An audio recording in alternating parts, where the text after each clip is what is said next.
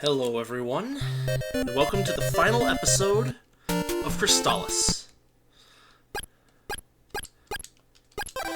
So if you watched the last episode, you will remember that I seem to have completely lost the idea of what I had to do next to finish this game. And I would take a look at it after I finished recording and streaming. Well, it took me about 3 minutes to figure out what I had to do. And it is stupider than I thought it might have been. I know stupider is not really a word. That's alright. We'll get this. Okay, so, you may recall that I fought Draygon in 2 separate places. And that was why I got lost. So they asked me if I had both bows, and then they asked me if I had visited the pyramid yet. So I visited the pyramid, and the only thing that was here was Draygon, and not much else.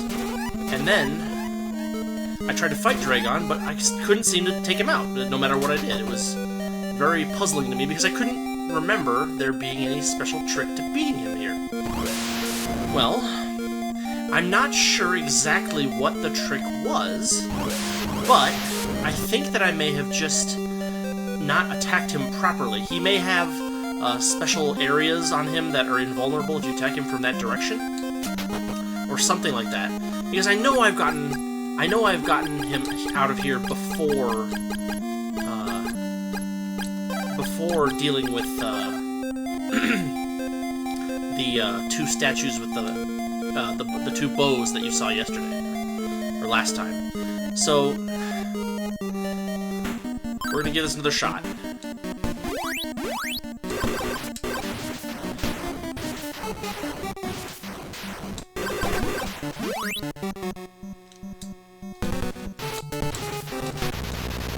So that was stupid easy. And I did that like 3 minutes after I stopped recording yesterday. And here's Psycho Armor, the best armor in the game. It is also kind of cool looking, at least as far as NES game armor goes. So that's it, right? That's Draygon. Except it wasn't.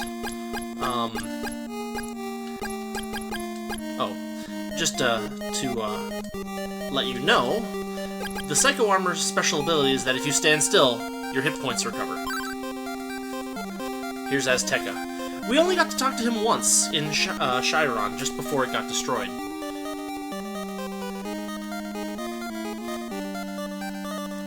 Yep, so Azteca gives me the Bow of Truth, and tells me to use it when I battle the Emperor. And then I go this away, and maybe not. Oh, I see what happened. Azteca spawns in the first area of the pyramid. Alright, he told me to go to the basement entrance, which is what I'm gonna do.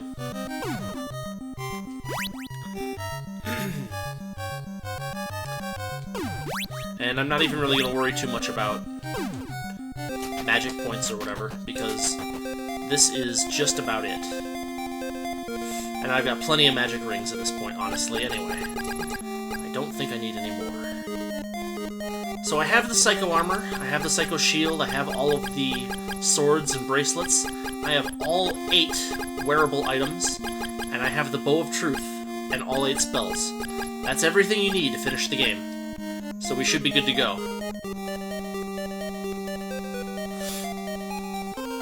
Go past the statues. Watch out for these guys. Because we're not going to bother fighting them because, well, frankly, they're immune to thunder. I don't feel like wasting anyone's time fighting them with the weaker sword. So here we go. Just gotta keep moving. We're almost there. We're gonna need the leather boots for a little while as we cross the spikes. Yeah, it's one of the few NES games where there's actually something that lets you walk on the spikes.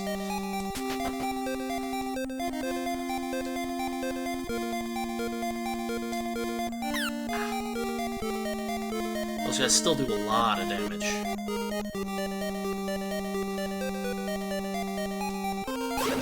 And they still cast those spells, which are very dangerous. And I'm just gonna fly over this, because it's not worth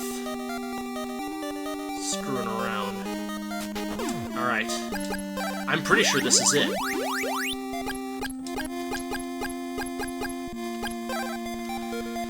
Well, that's right. Here he is, once again. So he's angry. Understandably so. Oh, right. So, like Azteca said, Bow of Truth. We shoot him with the Bow of Truth and reveal his true image. Which is this, some kind of dragonish thing. He's gonna throw stuff at us and be mostly invulnerable. And hopefully we're gonna be able to not take too much damage. Oh boy. He went all the way down to the bottom of the... Okay. Oh wow, he killed me. Didn't expect that. That's alright, I don't think we have to go much...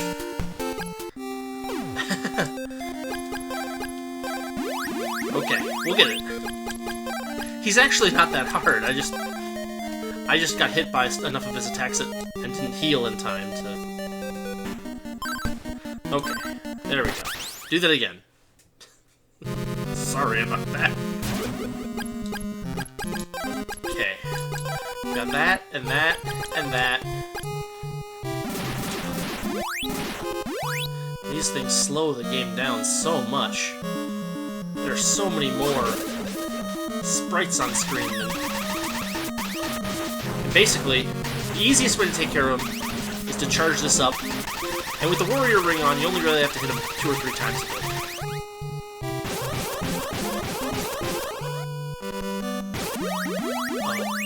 That's not gonna work.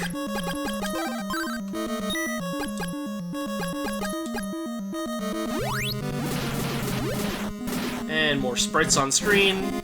Way too many sprites on screen. He dashes forward, throws a curse out, then starts that, and I get this going. And that's it. He's done. Not too bad. Not too bad.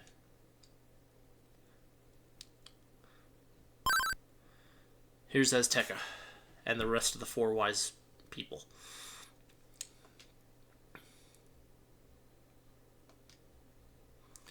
So it turns out that Azteca and Draygon were him. Were the same. Or they're related in some way. I guess it doesn't really make it that clear, does it?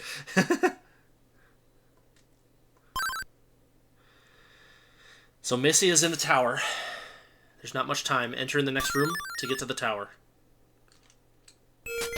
And this is it.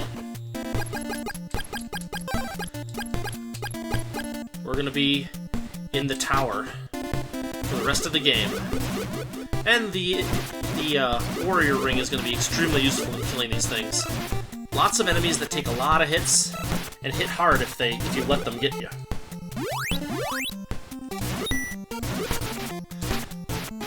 And it's, the way that the place is set up is that you have to kill a certain number of enemies before you can move to the next floor, so we just kind of have to beat everybody up as much as possible.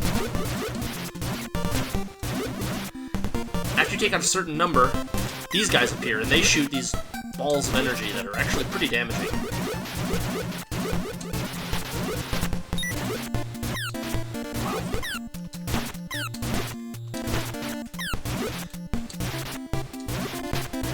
And it's all narrow, so you can't really...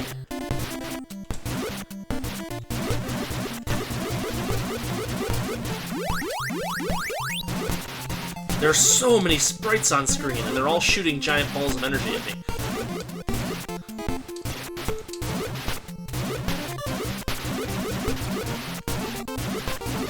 Just gotta clean everything up. No turning back now. Unless I load a save.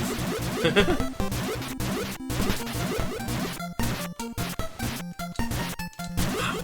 They just take so many hits. Alright, you heard that? You saw that? The screen flashes and the enemies vanish, leading to a stairway. Then there are messages left behind for us. Part of a team of scientists who created the tower. And judge if there's hope for humanity. Kind of a heavy burden, honestly. So we were timed to get out of stasis right as the tower started operating. It's one of those things that, you know, it's like one of those time limit things that always show up in games but aren't really enforced. Can you imagine if there was a timer counting down from the very start of the game? You have 4 hours! Or like, you know, maybe it measures it in game days or something, I don't know. A day-night system or something, that'd be kind of cool. Nuts.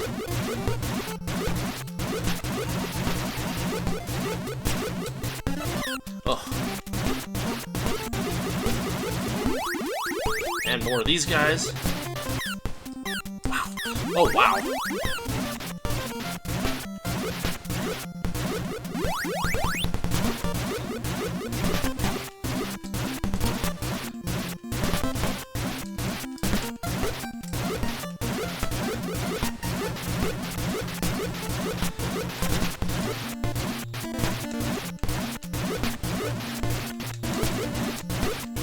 Oh, wow. Actually flanked me.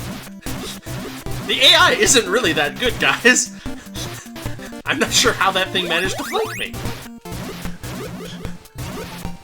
Oh, there's so many of them. And they take so many hits.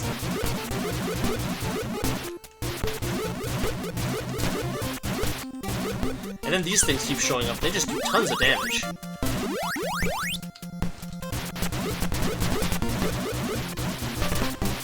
Oh, wow. Alright, that's another one down.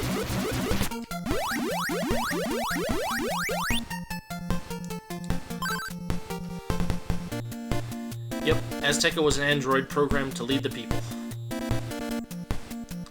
But it wasn't enough.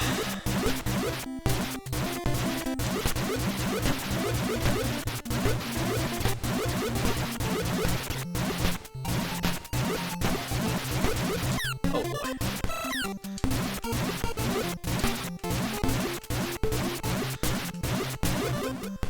Wow.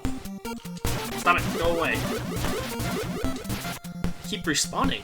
There's just so many of them.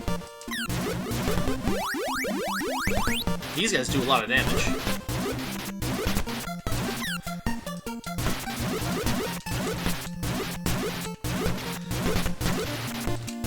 And their attacks cover a wide enough space that hitting them can be a real trouble. Then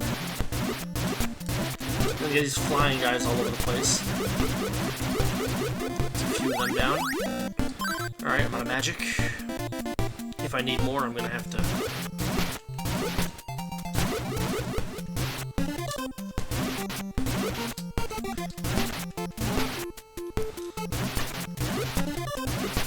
Yeah, the end of this game is just a little too much for the NES to handle, at least with its sprite engine and so on and so forth. Alright, there's another one down. There's really only, like, I think 5 floors or something like that. It's not that long of a tower, but, man, I'm just jamming on the B button. Okay. So, it looks like... Actually, it looks like we've reached the first main doorway. In we go! Here's Misia. Misia, I don't know. You finally caught up with me. Yes, I've been working on that. Alright, so here, we drop all 4 of our elemental swords and receive the sword Crystalis. I have to destroy Dyna, the central computer, and then stick Crystalis into the main reactor to knock it out forever. Alright.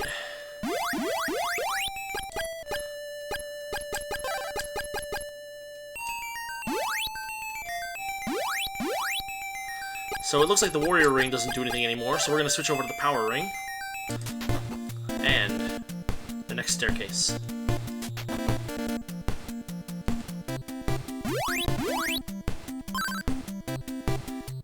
Yep. The rest of the scientists died, leaving this to us.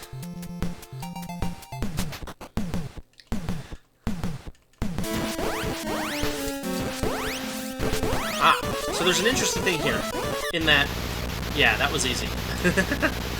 It forces you to face upward, because it's like a shooter at this last stage. Whatever that's worth. I put Crystalis in the reactor, and it causes the self-destruct sequence to initiate.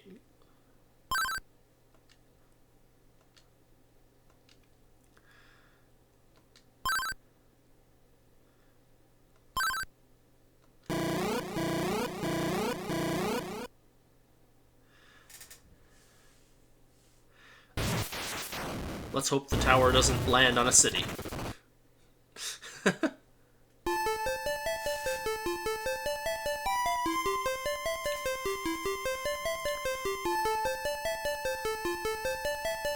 the final few screens.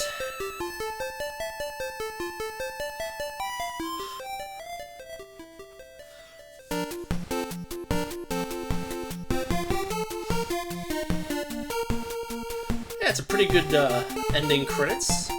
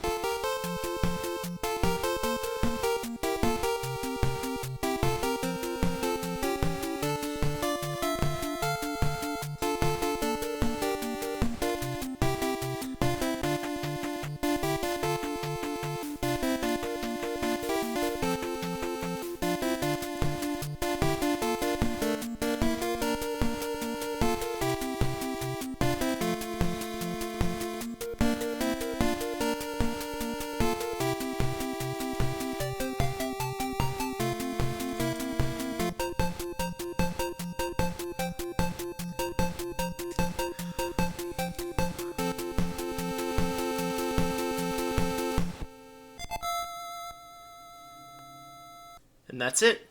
That's the end of Crystalis. That's the end of my first Let's Play and my first thing that I've streamed on Twitch. I hope you guys enjoyed it. If you like the game, I hope you'll find a copy and give it a run yourself. It's a really fun game. I've played through it maybe 5 or 6 times since I got it in 1990 or 1991. It's a lot of fun. Now, so my next project is going to be a classic game that I'm sure many of you have heard of. Some of you have probably even played it. I have played it a lot. I've gotten through the first 3 or 4 stages, maybe 100 times it feels like. But I've never actually beaten the game. Never actually beaten it. It had the first one was on NES. There was a sequel on Genesis that I don't have. I may pick up. And there was also a sequel on PlayStation that I have a copy of. Now, I'm not going to say what this game was or is directly, but I'll give you guys a little hint. And, well, I'm going to probably spend a little time playing it offline, or at least without recording it. Maybe streaming it, but probably not recording it to you know, kind of figure out how to get through it and not just die repeatedly, which won't be fun for people to watch and won't be any good for anyone to record, for anyone to watch on a recording, and I'm not going to cut it together, so I'll try to get it, I'll figure it out. But anyway, here's the hint.